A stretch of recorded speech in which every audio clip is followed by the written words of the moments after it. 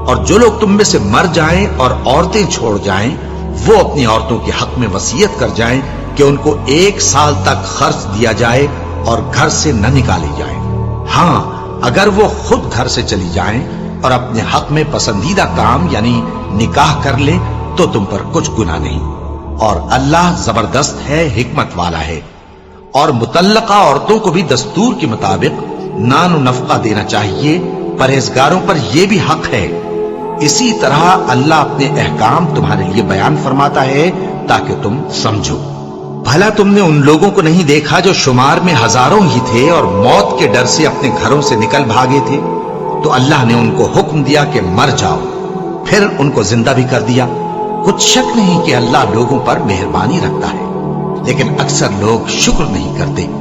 اور مسلمانوں، اللہ کی راہ میں جہاد کرو اور جان رکھو کہ اللہ سب کچھ سن